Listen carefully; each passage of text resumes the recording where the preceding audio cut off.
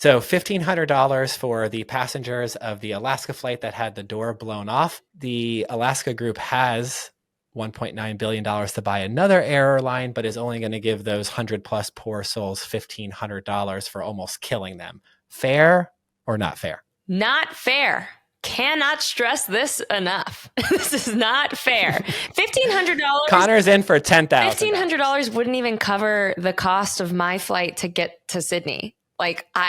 That's not even enough to pay for a plane ticket on basic economy to get across the world.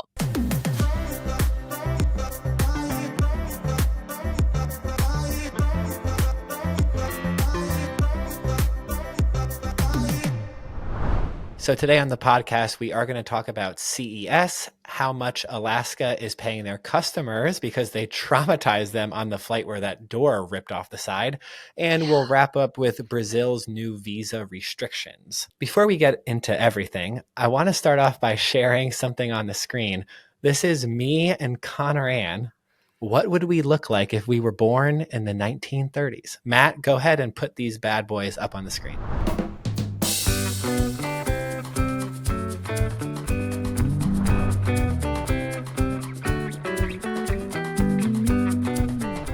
All right, Connor, what do you think? How do you like this? What's your thoughts? Your hair.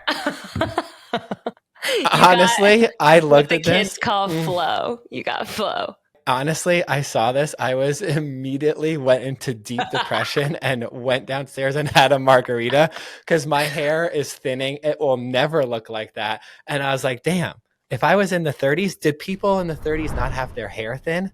I was like, damn. It's because there's less cool. toxic things in your water, Kenny. That's why. You know what? I do buy that and all the crazy stuff that we put in our bodies. But let's talk about you with the jet black, looking a little Asian, which happens when the AI makes you over. Understandably. But would you ever dye your hair jet black? No, let's be honest. I would love to. The idea of it is fantastic, but I am scared. And this is like my natural hair finally after 10 years of having had super dark brown hair. And now this is me finally. You don't even know. Guys don't get it. You don't know how long it takes for hair dye to grow out and for it to restore. I'm good. We're good. I'm just going to get a wig. I'll just get a black bob wig with bangs. Just be grateful that you have hair, because I would love to have that whoopy swoopy hair that is on the 1930s me. That's so cool. Anyway, so Connor, do you want to kick off our CES bit? Isn't it funny? In the 30s, people actually talk different though. Isn't that weird? Instead of saying, admittedly, they're like, admittedly at work this week, I got every time you hear something from the 30s, they sound like that. What is that? I wonder if people from the 30s heard the way that kids talk and they're like, bet he has the Riz, no cap. They would look at it like, what is Slay King? Are these kids gone? Slay King. Yeah, they're like, Slay. They take out their sword. They're like, who am I fighting? All right, let's get into CES. So admittedly, at work this week, I got sidetracked by a specific CES keynote video. They post 3 a day right now because it's their big conference and they got a lot going on. But I was looking into everything. And if you are a company that doesn't mention AI, are you even a real company? I know. I mean, I feel like it's getting silly and out of hand. Everyone is saying they have some AI power this or some AI power that. Now, don't get me wrong. AI is real and it is going to change the world. It's not like Bitcoin or cryptocurrency or Web3, right? This is the real deal and it will change everything. But not everything truly needs an AI element and needs to be marketed that way. So I don't know. I hear the AI thing and I'm like, oh, here we go again.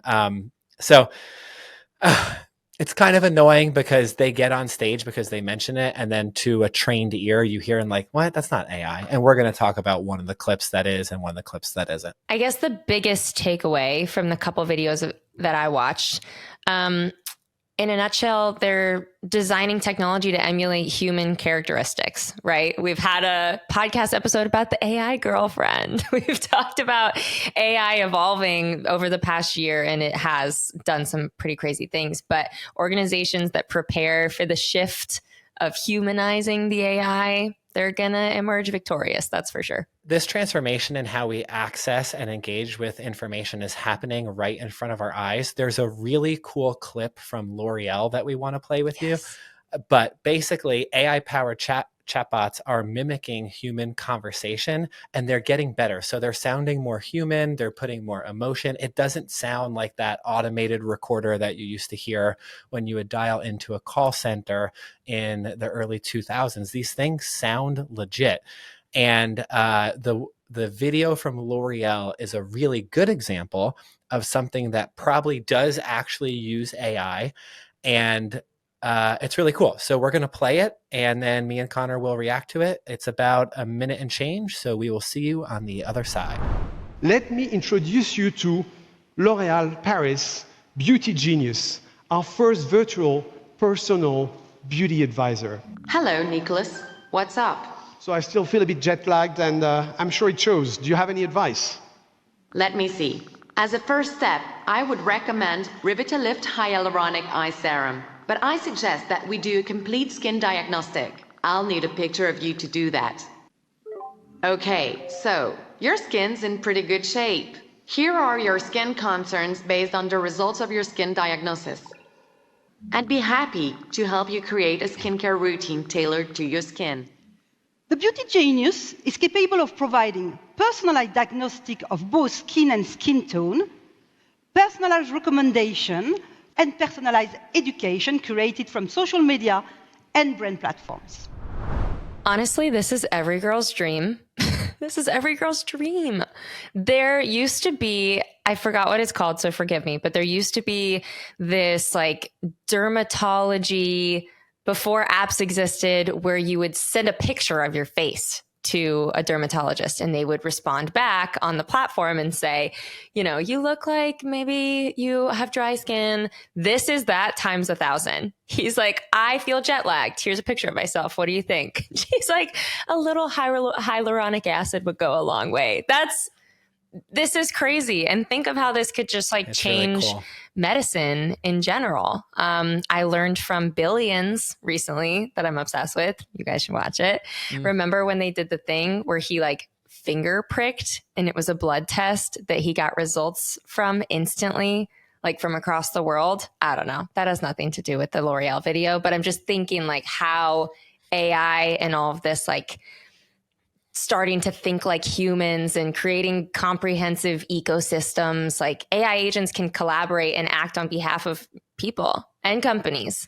And I don't know, it's just really cool. It's like taking its own shape and changing every single day. But L'Oreal's, they're on top of it. I'm going to use that whenever I can. Yeah, so I'm not on a skincare routine per se. I probably should be because I'm getting a little older. But when I watched the video, the first thing that I thought, I was like, oh, I should probably try out the app. So I think even as a dude, I actually may try out the app because it looked really cool. And there's two things that are happening there. One, the first thing that's impressive and probably does use AI legitimately. So this is one that I would put into it's real, right? Is the conversation, just being able to have the nuance and the logic to route the conversation in the right place. And then being able to take that photo scan of your face and then compare it with a bunch of other, like that's a pretty big effort that they went through to make this work. So yeah, I think I am going to check out the app. I think it's really cool. And as a girl, you create your skincare routine at some point throughout your life, and it probably doesn't change that much. When you find something that works, you just keep it. So it's a really cool idea. Like I'm willing to switch it up a little bit if it has some, I do it and it's just like terrible. No, we need to change everything. I'm going to try it. And then on the next episode, we should talk about our results. Okay, cool. So one of the other things that was really interesting at CES is Walmart got on stage and did a whole, I don't know, it's like pushing like an hour-long talk. And they had different people from different departments of the company come on. And they had a moment where they said something was AI power that I actually call BS. So about midway through, they came on, and the long and short of it is we won't play it. But basically, they were saying that when you run out of something, they can replenish it, which is cool. And they said this replenishment is based on your shopping patterns. And if you buy things through the app, and say you need to buy toilet paper every 3 months. Well, the app will learn that, and then it'll send you a push notification to say like, hey, do you need to re-up your supply, right? And they're saying that that's AI powered. I call BS, right? You don't need artificial intelligence to actually do that, right? Because all you need to do is look at the search history, say this person, you just basically create like a rule set in the programming, right? So you look at it and you say, anytime that someone buys 3 products, take the average amount of time between them and then send them an automated email, 90 days after their last purchase.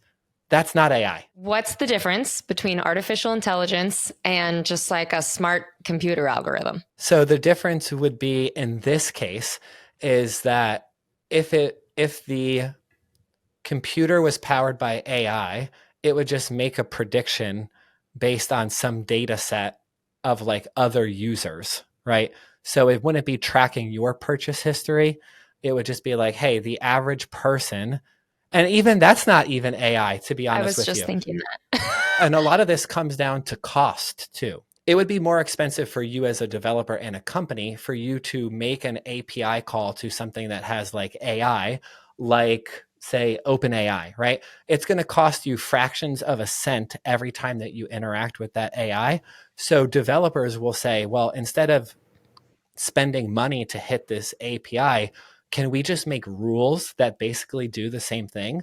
So when the filter that we want you to take away in this to decide whether you hear if AI is real or fake, and just say, oh, do you really need like some kind of intelligent being that's making an inference to do this? Or can you create a rule set that says, hey, if I purchase this SKU 3 times, on the 3rd time, send me a automated email reminder 90 days after my last purchase. Easy. Yeah. That's not AI. So that's interesting. Anyway, I don't want to harp on it. No, yeah, I don't want to harp on it. For the people who don't know anything about coding or software, anything smart that a computer does in 2024, we're like AI. Yeah, and it's not. And one of the interesting trends and highlights of CES was the evolving role of AI from a task-specific assistance to comprehensive engagement. So AI agents are trending. Over the next decade, interconnected AI agents are expected to reshape enterprises' intelligence and their automation strategies. We're actually seeing that right now at Allfly. And unlike current AI strategies, which primarily assist in like helping you complete tasks and things like that, AI agents will act autonomously. So they're making decisions and taking actions on behalf of people. Stop it. Make my life easier.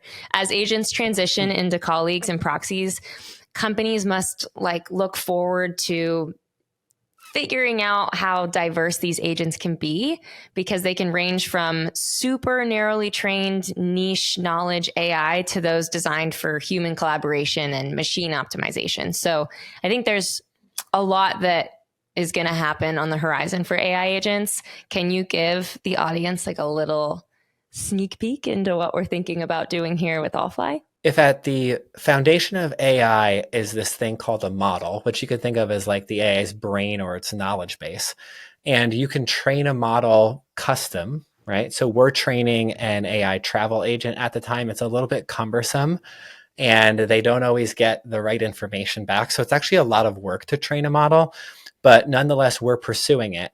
And where I think that it's going is if you can train a model and you can give AI like a look, right? So now there's groups like Synthesia out of the UK, I believe, that you can type a script into the computer and then a fake avatar talks to you back.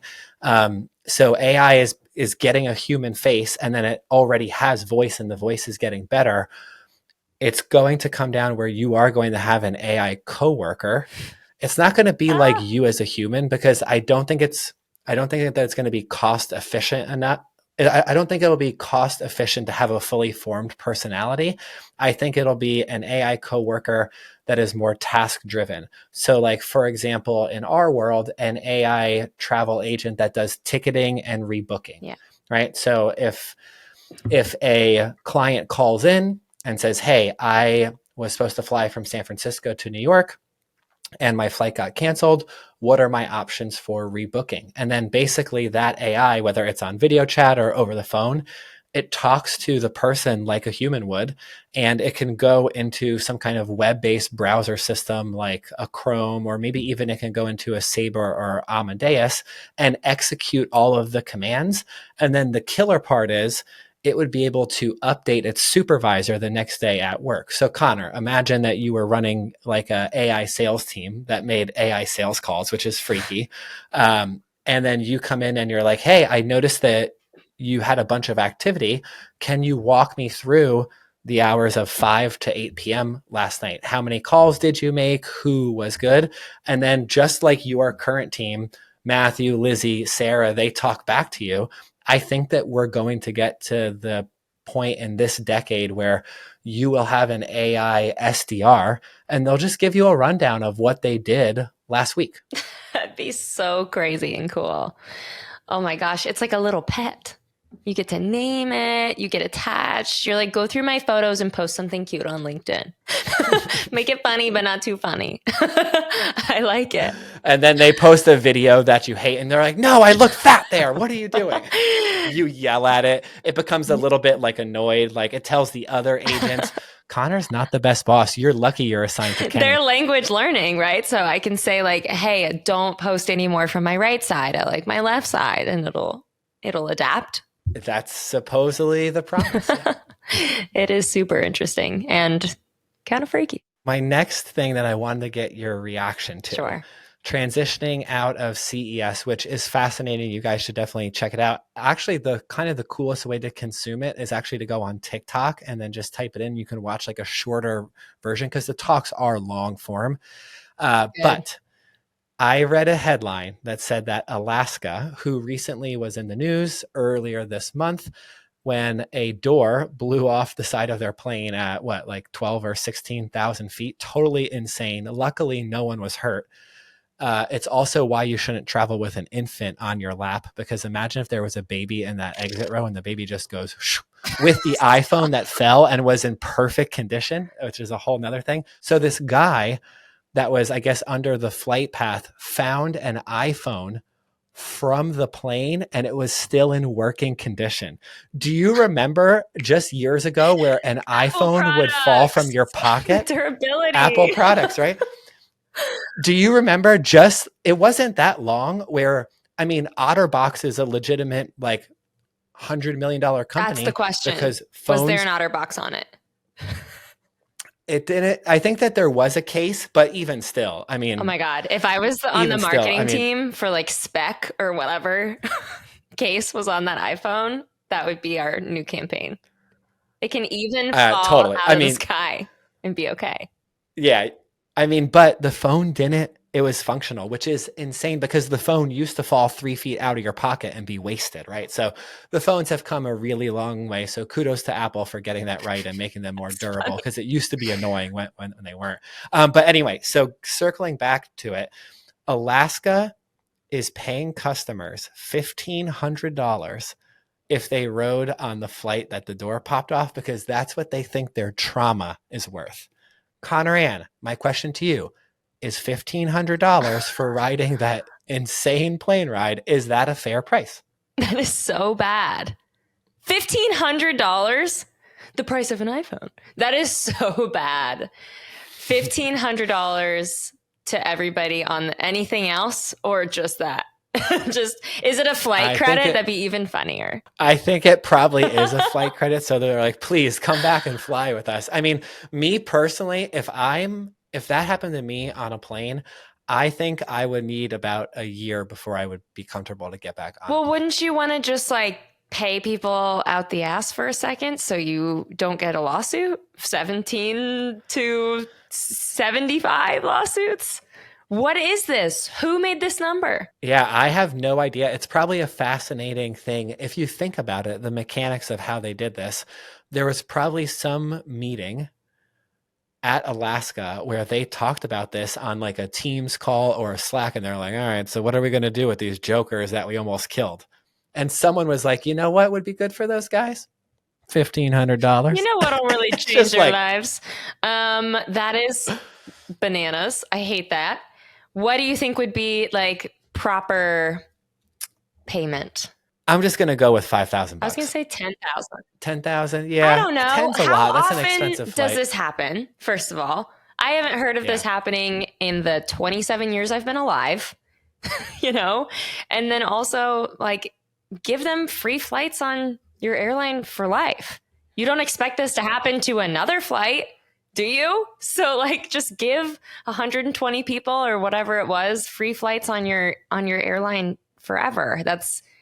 I don't think like any sum of money is really the idea here. I think it would cost them literally nothing to pay everyone $10,000 and call it a day. And I think that would make people quite happy and they'd shut up. So $1,500 for the passengers of the Alaska flight that had the door blown off. Fair or not fair? Let me put it into context before you actually make a choice. Alaska Air Group agreed to acquire Hawaiian Airlines for $1.9 billion in an all-cash transaction that was announced in December of 2023. Now, of that 1.9 billion was basically to pay off Hawaiian Airlines debt.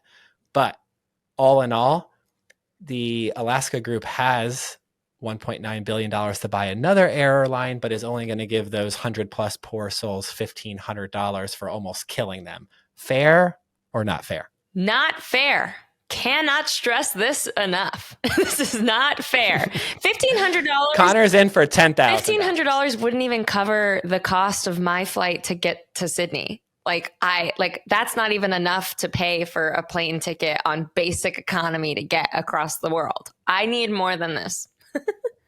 Didn't happen to me. 10,000 for Connor, 5,000 for me. I'm a cheaper date than Connor, so it makes sense. I think really the most traumatizing thing, well, first of all, back it up. I read somewhere that they said that like the door bolt didn't pass inspection and they left the ground anyway. Dear God, no way. Is that true? Google it. I don't want to give false information. Wow. Give it a Google. But I don't know. I think the things dropping out of the ceiling, that's traumatizing enough without the door coming off. Yeah. So getting off of Alaska, in other travel news, I saw a pretty insane headline out of Brazil.